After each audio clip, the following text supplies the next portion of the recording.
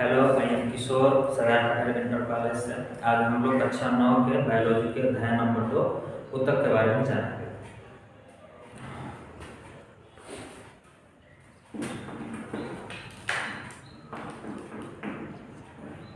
ऊतक टिश्यू बोलते हैं इंग्लिश में। एक्चुअली ऊतक होता क्या है? ढेर सारे कोशिकाओं का समूह, और एक ऐसा समूह जो कि एक काम को कंप्लीट कर दे, एक काम को पूरा कर दे, उसे ऊतक कहते हैं। लोगों ने पढ़ा था कि जो कोशिका होती है वो कोशिका सबसे छोटी इकाई होती है। अगर ढेर सारे कोशिकाएं एक जगह पर इकट्ठी हो जाए और इकट्ठी हो करके एक समूह बना लें, और यह पूरा का पूरा समूह एक पूरा काम करे, तो इस समूह को हम लोग बोलते हैं ऊतक। तो ऊतक का मतलब होता है एक ऐसा कोशिकाओं का समूह जो एक पूरे काम को खत्म करे, समाप्त करे, उसे बोला जाता है ऊतक। तो ऊतक की परिभाषा हम लोग क्या लिख सकते हैं? ऊतक के बारे में कह सकते हैं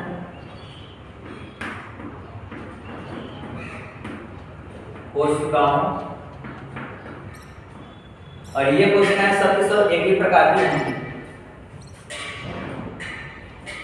कोशिकाओं का समूह, कोशिकाओं का समूह जो एक ही प्रकार की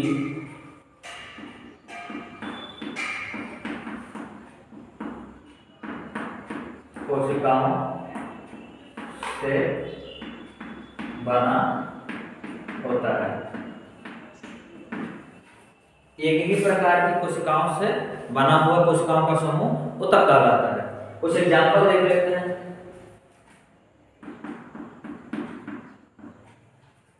एग्जाम्पल में जैसे हमारा ब्रेन है, न्यूरॉन से मिलकर के बना हुआ है। हमारा जो स्किन है वह एक विशेष प्रकार की ऊतक से मिलकर बना हुआ है। त्वचा में जो ढेर सारे ऊतक होते हैं। जो हमारी किडनी होती है, किडनी भी नेफ्रॉन से मिलकर बनी होती है। तो ये ढेर सारे कोशिकाओं का समूह ऊतक कहलाता है। और ऊतक दो प्रकार के होंगे। अगर हम ऊतक की क्लासिफिकेशन करना चाहें तो ऊतक दो प्रकार के होते हैं। एक जंतु ऊतक, पहले पादप ऊतक,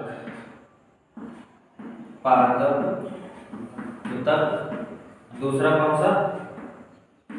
जंतु ऊतक। पादप ऊतक और जंतु ऊतक में बहुत अंतर है। जो जंतु का ऊतक में थोड़ा जटिल संरचना होती है, और पादप ऊतक थोड़ी सरल संरचना होती है। तो पादप ऊतक के बारे में क्या लिखा जा सकता है? पादपों का ऊतक, पादप ऊतक कहलाता है।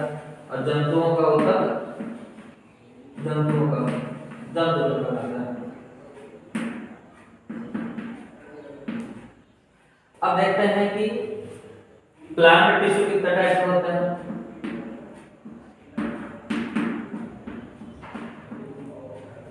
ये एनिमल टिश्यू,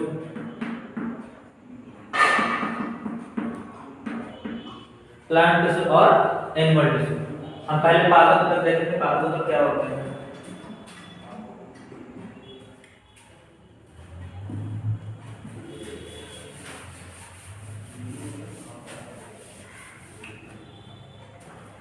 पादप ऊतक को दो भागों में विभाजित किया जा सकता है।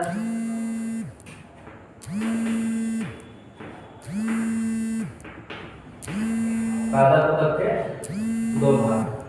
एक वे ऊतक जो विभाजित करते हैं और लंबाई में, मोटाई में और उसके तने का विकास करते हैं, उन ऊतकों को विभजोतक बोलते हैं। तो पादप ऊतक दो प्रकार के, एक विभजोतक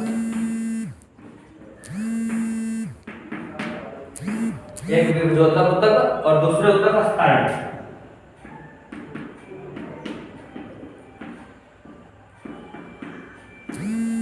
आधार ऊतक दो प्रकार के, एक विभजोतक ऊतक और दूसरे स्थायी ऊतक।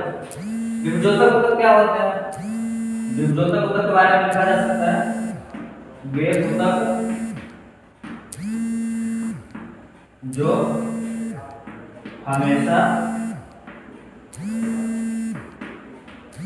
विभाजित करके वृद्धि करते हैं, ऐसे ऊतकों को विभजोतक ऊतक बोला जाता है। इस प्रकार के जितने भी ऊतक हैं उनकी कोशिकाएं विभाजन करने वाली होती हैं और विभाजित कर करके नई कोशिकाओं का निर्माण करती हैं और नई कोशिकाएं से आगे प्लांट की वृद्धि होती है। तो इन ऊतकों को हम बोलते हैं विभजोतक ऊतक। मुख्यतः ये 3 जगह पर पाए जाते हैं। अभी 3 प्रकार इसके लिख सकते हैं हम लोग। अगर प्रकार की बात करें, यहाँ पे स्थायी ऊतक की बात कर लेते हैं पहले। स्थायी ऊतक क्या होते हैं? ये ऊतक इन ऊतकों के विभाजन से जो कोशिकाएं बनती हैं उन कोशिकाओं का समूह जब स्थिर हो जाता है तो उसी से स्थायी ऊतक का निर्माण होता है। तो यहाँ पे लिख सकते हैं विभजोतक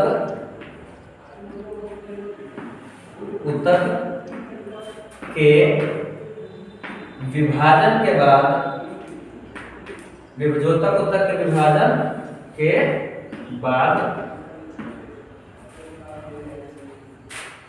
बने कोशिकाओं का समूह, बने कोशिकाओं का समूह ये कहलाता है अस्थायी ऊतक। विभजोतक ऊतक भी 3 प्रकार के होते हैं।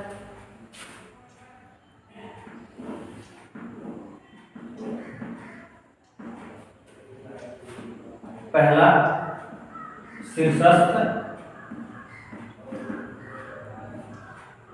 दूसरा पार्श्वी,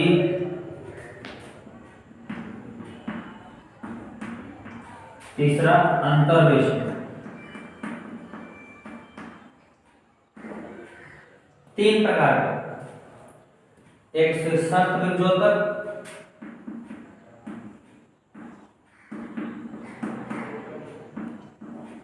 दूसरे पार्श्वी विभजोतक और तीसरे अंतर्वेशी विभजोतक।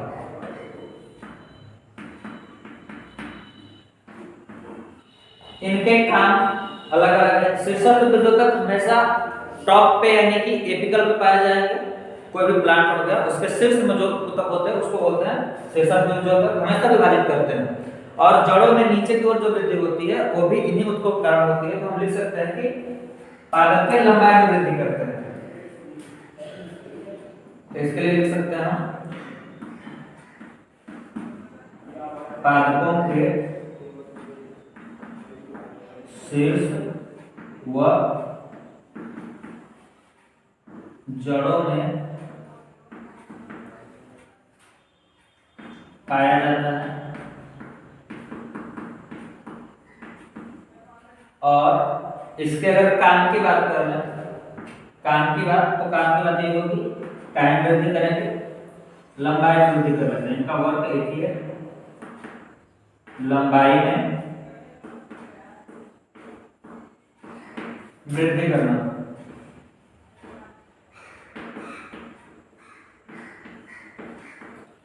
इसी की वजह से प्लांट ग्रो करते हैं, उनकी लंबाइयां बढ़ती हैं, जड़ों की लंबाइयां बढ़ती हैं। दूसरा जो पार्श्वी विभजोतक है यह तने की मोटाई में वृद्धि करता है।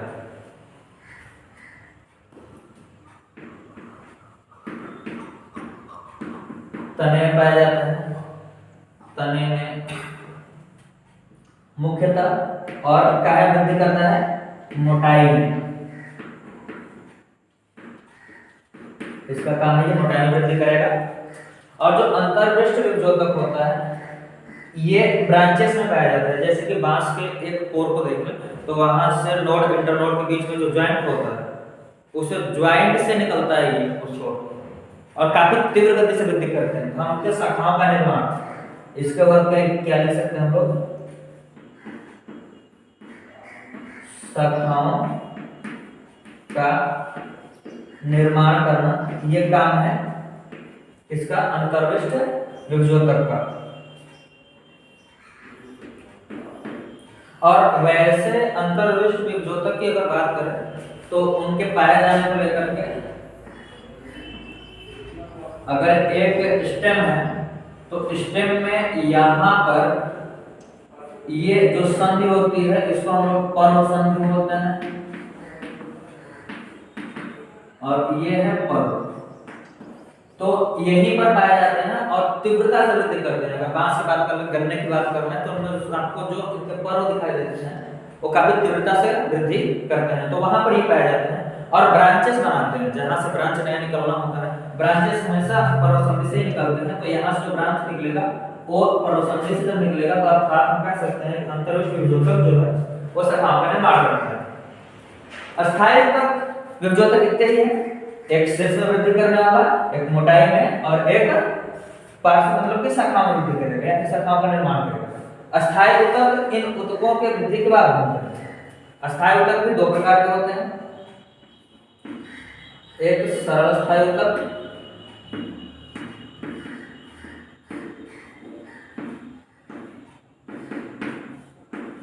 और दूसरा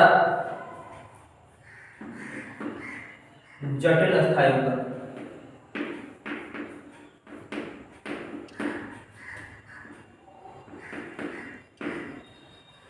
सरल अस्थायी ऊतक में फिर से तीन प्रकार होंगे। सरल अस्थायी ऊतक में फिर से तीन प्रकार होते हैं, आइए इनको हम अलग से देखते हैं इधर।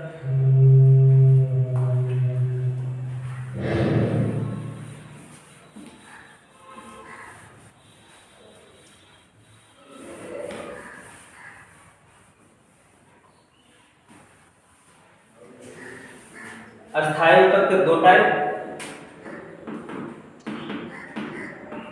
अगर अस्थायी ऊतक का हम क्लासिफिकेशन करें तो इसके दो भाग होंगे, एक सरल अस्थायी ऊतक, दूसरे जटिल अस्थायी ऊतक। सरल अस्थायी ऊतक विभजोतक के वृद्धि के बाद बनते हैं और ये बनने के बाद में जटिल अस्थायी ऊतक इन्हीं से वापस मिलकर के बनता है। तो हम सरल अस्थायी ऊतक के प्रकार देख लेते हैं वापस से। इसके तीन प्रकार होते हैं।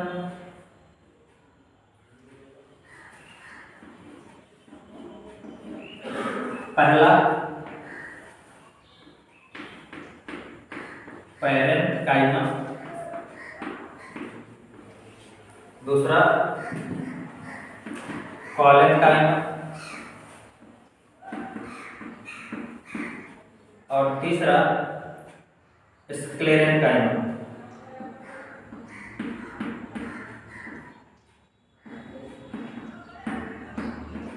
ये तीन प्रकार के ऊतक होते हैं जो सरल अस्थायी ऊतक होते हैं और तीनों का काम स्पेशल होता है। पैरेन्काइमा भोजन का संग्रह करता है, भोजन का संग्रह। कॉलेनकाइमा की वजह से पादप में लचीलापन पाया जाता है। हम लिख सकते हैं कि इसकी वजह से यांत्रिक सहारा व लचीलापन। जैसे कि अगर हम बात करें कि एक प्लांट है और प्लांट को खींच कर ऐसे छोड़ दिया गया तो वापस वो पुरानी स्थिति में वापस आ जाता है। यह किस ऊतक की वजह से होता है? वो होता है आपके कॉलेनकाइमा की वजह से। और पैरेन्काइमा जैसे कि आप सेब का खाते हो, आप एग्जांपल के रूप में देख लो कि अगर आप सेब खा रहे हो, ये सेब क्या है? आप पैरेन्काइमा ही खा रहे हो। उसको अगर केला खा रहे हो तो वो भी पैरेन्काइमा ही है। यानी कि वे पदार्थ जिसको आप प्लांट से उत्पाद के रूप में यूज करके डायरेक्ट खा लेते हो उन्हें हम पैरेन्काइमा बोलते हैं। इस ऊतक में भोजन का संक्रमण होता है और कॉलेनकाइमा की वजह से यांत्रिक सहारा में तरह लचीलापन प्रदान होता है। इसका एग्जांपल क्या लोगे? पादप को खींचकर छोड़ने से वापस पुरानी स्थिति में जाता है। और स्क्लेरेन काइमा का काम क्या है? स्क्लेरेन काइमा की वजह से कठोरता मिलती है। कठोरता बोले तो ये भी यांत्रिक सहारा ही है।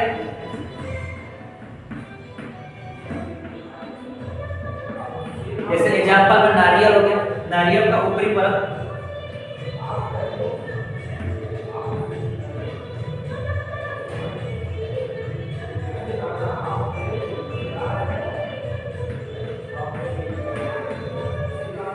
ये थे तीन हमारे सरल अस्थायी ऊतक।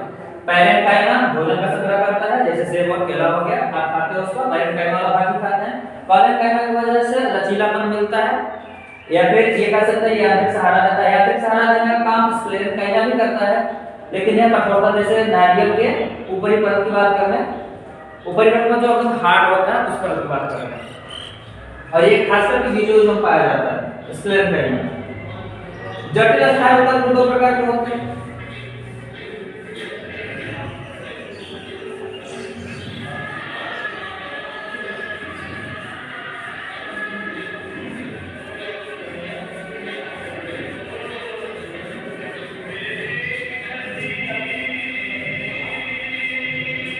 जटिल अस्थायी ऊतक भी दो प्रकार के होते हैं।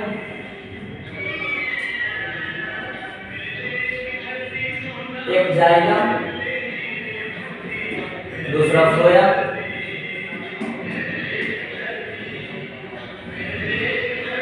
जाइलम और फ्लोएम। जाइलम कौन सा काम करता है? जाइलम की बात करें तो ये जल का संवहन करता है, और फ्लोएम की बात करें तो ये भोजन का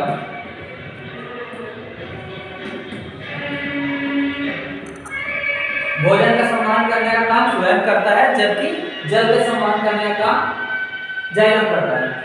प्लांट में अगर किसी एक पत्ती को तोड़ लिया जाए तो उसके बीच में जो मोटा सिरा आता है वो जाइलम का होता है, और उसी में नीचे की ओर फ्लोएम भी होता है। अगर बात करें कि एक पत्ती तोड़ लेते हैं तो इसका एक सिरा ऐसे दिखाई दे, इसमें आधा भाग जाइलम होता है